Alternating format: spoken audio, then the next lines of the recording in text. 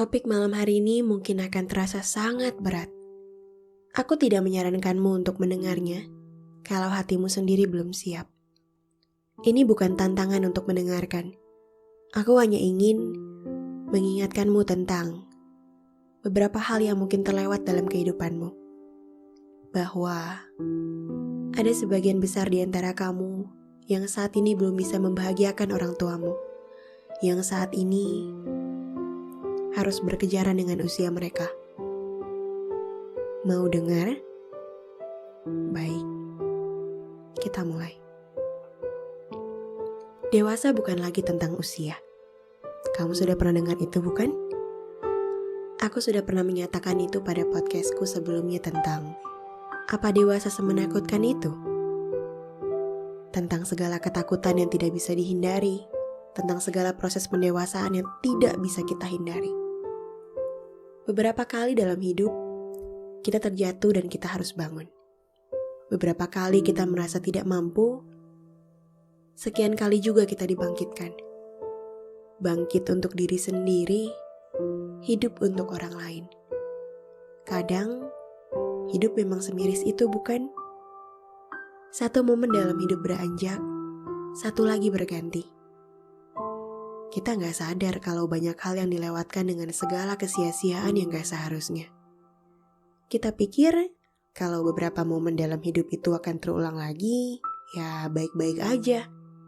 Bentakan-bentakan yang tidak seharusnya, cacian-cacian yang tidak pernah mengenakan hati, malas-malasan yang tidak perlu, bahkan marah yang tak berujung hanya karena egoisme semata. Kita kadangkala lupa kalau orang tua kita pun telah berusaha untuk menjadi orang tua yang baik. Standar untuk orang tua yang baik untuk semua kita itu pasti berbeda. Ada yang menganggap orang tua yang baik itu menjadi baik ketika mereka bisa menafkahi hidup anaknya, atau ketika orang tua itu masih berada pada rumah tangga yang utuh. Banyak definisi-definisi yang orang-orang jabarkan tentang orang tua yang hebat, orang tua yang baik, orang tua yang seharusnya. Beberapa kali dalam TikTokku, di Katanya Gizia, aku seringkali menyampaikan banyak pesan keluhan dari anak pertama, anak tengah, dan anak terakhir. Di dalam TikTok itu, aku pernah menemukan satu komentar yang isinya begini. Kamu berkata seakan-akan orang tuamu adalah orang tua yang jahat. Pernahkah kamu berpikir bahwa kamu pun belum cukup baik untuk menjadi seorang anak? Mungkin orang tuamu sudah melakukan yang terbaik. Tidak ada orang tua yang terbaik. Mereka hanya melakukan apa yang mereka rasa itu baik. Kalau komentar itu lewat isinya sama-sama aja kayak komentar lain, aku gak akan pernah ingat sampai sekarang. Karena begitu banyak video yang muncul dan di VT aku saat itu, aku gak ngelihat komentar-komentar yang cukup bermakna. Komentar itu akhirnya menjadi sebuah komentar yang akhirnya mengubah kehidupan aku. Dan komentar itu betul-betul menusuk hatiku. Saat itu aku membalasnya dengan emosi karena aku merasa aku memang sudah menjadi anak yang baik. Aku mencoba untuk membiayai keluargaku dengan apa yang bisa aku lakukan. Aku mencoba untuk menjadi anak yang baik bagi mereka, tidak pernah membantah, selalu mengikuti apa yang mereka mau, selalu menjadi apa yang sempurna di mata mereka. Aku sudah berusaha melakukan yang terbaik. Aku telah merasa aku melakukan tugasku. Bahkan, beberapa kali kudapati mereka sudah melakukan tugas yang baik sebagai orang tua. Yang seharusnya aku melihat itu. Komentar itu betul-betul menghajarku habis-habisan. Aku kemudian berpikir bagaimana aku bisa begitu egois selama ini. Seringkali aku mementingkan kepentinganku sendiri. Menganggap bahwa seharusnya akulah yang harus dimengerti di keluarga ini. Aku lupa bahwa seharusnya ada sisi hati dari orang tuaku yang aku mengerti. Pernah ada suatu cerita tentang seorang anak. Mari kita namakan dia Warna. Warna baru pulang dari sekolahnya dengan posisi muka yang kelelahan. Ia tidak mengetahui bahwa ada sesuatu yang terjadi di dalam rumahnya saat itu. Biasanya ketika sepulang dari rumah, Warna sudah disambut dengan tertawa hangat dari ibunya. Warna melihat ibunya tertawa karena wajahnya celemotan terkena asap di jalan raya. Tahu kan, wajah yang kehitaman karena asap bus kota yang ya ampun dempulnya bukan main. Sudah makan? Pertanyaan hangat ibunya biasanya menyambut. Warna meletakkan tasnya di sofa dan terduduk dengan lemas. Ia menjawab singkat, belum. Dan kemudian tanpa basa-basi, ibu menyiapkan lauk pauk di belakang. Hidangan sederhana yang begitu nikmat. Ayah pun sudah berusaha sekeras mungkin untuk menjadi ayah yang baik. Walau ya, mungkin tidak sepenuhnya baik di mata Warna. Ia berusaha untuk selalu ada mendengarkan cerita. Ia berusaha untuk melindungi Warna ketika Warna membutuhkannya. Kemudian pada suatu siang, Warna kehilangan pertanyaan yang baru saja disampaikan oleh ibunya. Pertanyaan, sudah makan siang atau belum? Pertanyaan itu tidak terdengar pada siang itu. Warna mendapati bahwa ibunya justru membentaknya karena salah meletakkan posisi motor di rumah. Warna kesal bukan main. Posisi hatinya saat itu juga sedang tidak baik. Ibu tidak tahu bahwa seharian belajar di sekolah dan dimaki-maki teman karena kejatuhan saus tomat di seragamnya itu menyebalkan sekali. Atau ketika ibu guru menegurnya akibat termenung saat dijelaskan saat pelajaran. Ibu tidak tahu itu. Ibu tidak tahu betapa sibuknya aku untuk berusaha sekuat tenaga fokus pada pekerjaan. Fokus pada pelajaran, fokus pada tugas-tugas. Ibu juga tidak tahu betapa lelahnya aku selama perjalanan. Ibu tidak tahu bagaimana aku berusaha menghadapi masalah-masalah dalam pelajaran.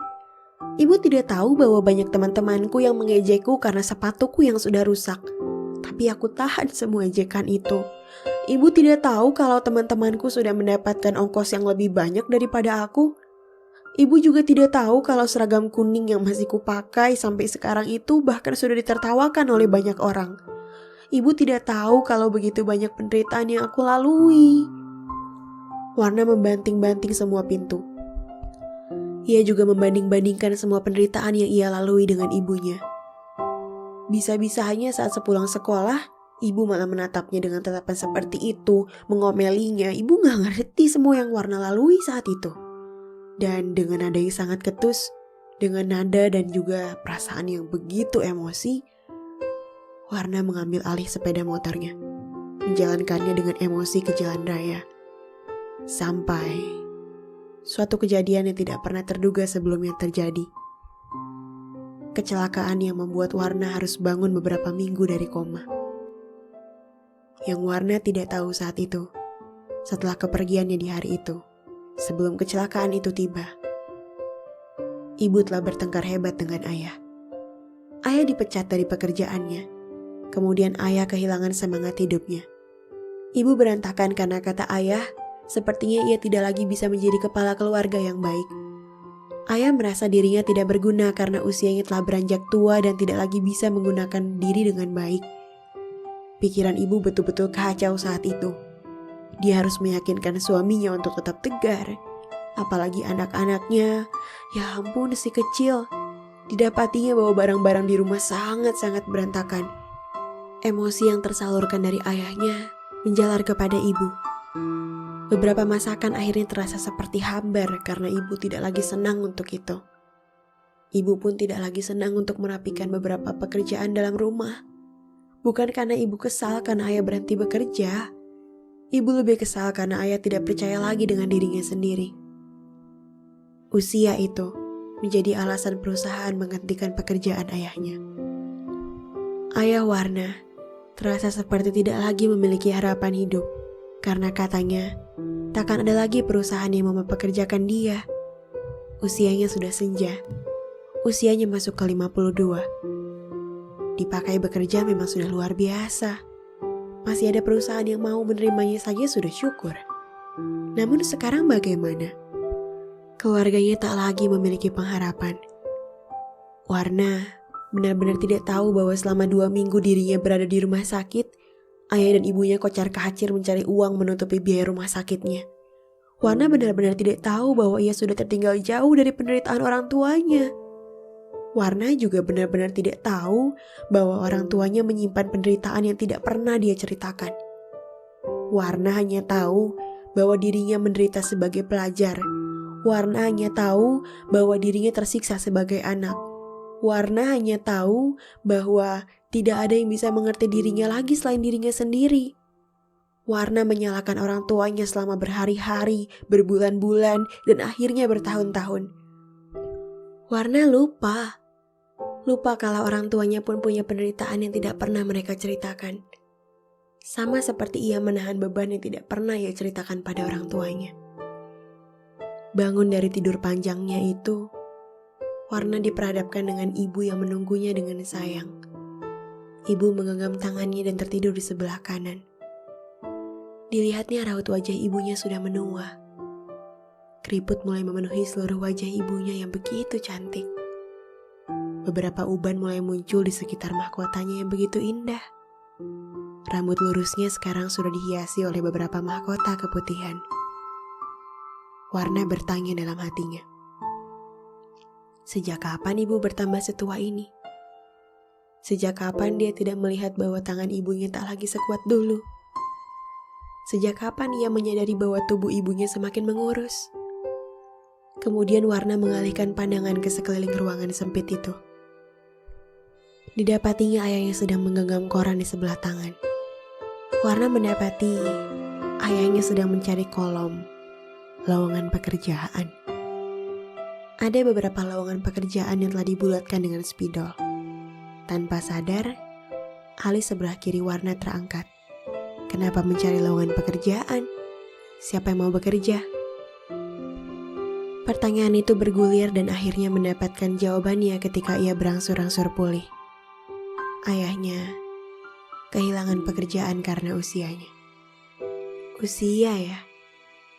Tentang apa ini? Tentang sesuatu yang tidak lagi bisa diterima manusia karena kinerjanya dikatakan menurun. Mengapa banyak perusahaan yang memecat anggotanya yang padahal masih membutuhkan sekali hidup darinya? Mengapa banyak sekali perusahaan-perusahaan yang menutup mata untuk kebutuhan sehari-hari para pekerjanya? Mengapa perusahaan-perusahaan itu lebih mementingkan kepentingan orang-orang muda? Mengapa perusahaan itu sungguh jahat terhadap kami? Sebenarnya itu tidak jahat. Itu jawaban yang Warna dapatkan ketika ia mulai berangsur-angsur pulih dengan segera. Ia bertumbuh dengan cepat. Ia menyadari bahwa memang betul, perusahaan memang membutuhkan tenaga kerja yang lebih muda. Gajinya masih bisa ditekan, pikirannya lebih kreatif, semangat kerjanya masih baik, etos kerjanya pun pasti berbeda. Mereka jauh lebih berpendidikan, mereka jauh memiliki masa depan untuk perusahaan itu. Ternyata benar, dunia berganti dengan begitu cepat. Pertanyaan-pertanyaan paling kuat adalah, Warna tidak tahu bahwa sejak kapan usia orang tuanya sudah setua ini. Warna baru kelas 3 SMA saat itu, dan ia menyadari bahwa ia telah tertinggal begitu banyak. Ia menyadari bahwa bisa saja Tuhan tidak akan memberikan kesempatan untuknya membahagiakan orang tuanya. Yang untungnya hampir saja Warna melewatkan kesempatan untuk berbaikan dengan orang tuanya kemarin. Bahwa bisa saja ternyata tidak ada kesempatan kedua yang diberikan Tuhan. Karena Tuhan merasa bahwa Warna tidak sepantasnya untuk mendapatkan itu. Bahwa bisa saja usia orang tuanya terhenti saat ini juga. Warna menyampaikan kebahagiaan yang telah ia raih di depan batu nisan orang tuanya. Pada skenario terburuknya. Warna kehilangan warna hidupnya. Warna kehilangan arah. Warna bertanya-tanya tentang mengapa ia baru sekarang. Mengapa ia baru menyadarinya setelah seharusnya dari kemarin-kemarin ia bekerja keras. Ia adalah harapan orang tuanya. Orang tuanya memang tidak mengatakan bahwa mereka menunggu Warna untuk membahagiakannya. Tetapi Warna mulai sadar bahwa banyak mimpi-mimpi yang harus ia wujudkan sebelum kepergian orang tuanya. Bahwa seharusnya ada banyak janji yang ia tepati untuk membahagiakan orang tuanya dalam hati. Ayah, ibu, Warna minta maaf. Karena ternyata Warna hanya mementingkan kepentingan diri sendiri. Warna berpikir tentang segala penderitaan Warna, dan Warna mengaku salah. Dan kini, di depan gedung 40 lantai, menjulang setinggi menara yang tidak pernah ia sangka, Warna melangkahkan kaki. Seorang lelaki yang sekarang bertumbuh dewasa dan masih diberikan kesempatan bersama orang tuanya. Petualangan Warna dimulai. Waktu yang ternyata tak menunggunya, memacu Warna untuk hidup tanpa banyak koma. Titik ya titik, tanda seru ya tanda seru. Anak itu semakin sadar, waktunya menipis, dan sudah waktunya. Ia menebar kebahagiaan-kebahagiaan kecil sebisa mungkin, sebisa yang ia lakukan. Warna menghargai setiap waktu yang ia lalui. Warna mencoba membahagiakan ayah dan ibunya sebisa dirinya sebelum waktu ditinggal lari. Warna sadar, dunianya bukan hanya tentang dia. Warna mengejar dan tahu kata berhenti. Berhenti sesekali, memoles sesekali. Ia membenahi semua kemampuannya, mencoba yang terbaik untuk memberikan yang terbaik. Setidaknya, di dunia ini, walau tak bisa memberi yang banyak, Warna bisa menjadi contoh bahagia yang hidup untuk kedua orang tuanya. Bila Warna sudah menyadarinya, sekarang giliranmu. Kapankah itu? Semoga segera. Semoga tiba. Salam sayang, Langit Biru. Podcast bersorak bahagia dengan segala ceritanya.